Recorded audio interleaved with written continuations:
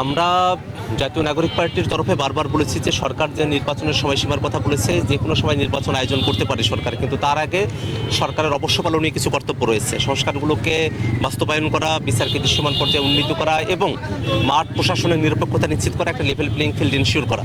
সেই জায়গাগুলোতে সরকার যত দ্রুত এটা করতে পারবে তত দ্রুত সরকার নির্বাচনের দিকে অগ্রসর হতে পারে। এবং বাংলাদেশে যেহেতু একটা নতুন সংবিধানের বাস্তবতা রয়েছে, সে জায়গা থেকে গণপরিষদ নির্বাচনের দাবি আমরা অনেক আগে থেকেই সরকারের কাছে করে এসেছি। সরকার যে কোনো সময় গণপরিষদ নির্বাচনের আয়োজন করতে পারে, সে ব্যাপারে আমরা সরকারের এই উদ্যোগকে আমরা সাধুবাদ জানাবো। জোট হবে কি হবে না সে ব্যাপারগুলো আমরা এত দ্রুত এবং এত আগে থেকে প্রেডিক্ট করাটা সত্যিকার অর্থেই কঠিন। কারণটা হলো যে বাংলাদেশে জোটের রাজনীতি বা জোট ভিত্তিকভাবে নির্বাচন হবে না হবে সে বিষয়গুলো অনেক সময় অনেকভাবে এটা ঘটে থেকেছে। তো আমরা যেটা মনে করি যে বাংলাদেশের মানুষের কাছে স্বাভাবিক থেকে স্বতন্ত্রভাবে আমরা আমাদের কার্যক্রমকে এগিয়ে নিয়ে যাচ্ছি। আমরা আশাবাদী যে বাংলাদেশের মানুষ, আমরা যে নতুন বাংলাদেশের স্বপ্নের কথা বলছি, সেকেন্ড রিপাবলিকের কথা বলছি, সেই ধারণাগুলোর সঙ্গে বাংলাদেশের মানুষ একাত্ম হয়েছে এবং সামনের বাংলাদেশ গঠন করতে এনসিপির সঙ্গে থেকে বাংলাদেশের মানুষ তাদের পথ চলাকে এগিয়ে নিয়ে যাবে।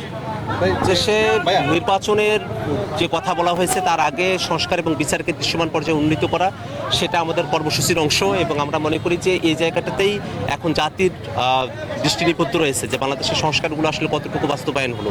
তো সেই বিষয়গুলোতেই আমরা আমাদের দৃষ্টি নিবদ্ধ রেখেছি এবং আমরা চাই যে সরকার যেন সংস্কারগুলোকে বাস্তবায়ন করে, বিচারকে দৃশ্যমান পর্যায়ে উন্নীত করে এবং তারপরেই বাংলাদেশের নির্বাচনের যে আমেজ, সেই নির্বাচনমুখী যে রাজনীতি, তখন আমরা সেই রাজনীতিতে অন্তর্ভুক্ত হতে চাই।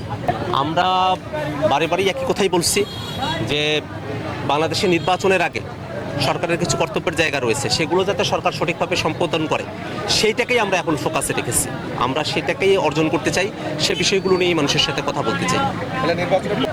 বাংলাদেশে নির্বাচনের ডামাডোল, নির্বাচনের ব্যাপারগুলো, সেই বিষয়গুলোকে, নির্বাচনকে যদি বিচার এবং সংস্কারকে পাশ কাটিয়ে এটা আয়োজনের দিকে সরকার অগ্রসর হয়, সেক্ষেত্রে অবশ্যই সে নির্বাচন বাংলাদেশের মানুষের জন্য কাঙ্ক্ষিত গণতন্ত্রের রূপায়ণকে ঘটাতে সক্ষম হবে না। এই কারণেই আমরা মনে করি যে বাংলাদেশে যাতে একটা স্বাভাবিক প্রক্রিয়ার মধ্য দিয়ে সংস্কারগুলো বাস্তবায়নের দিকে অগ্রসর হয়, সেই দিকেই আমাদের মনোযোগটা রাখা প্রয়োজন।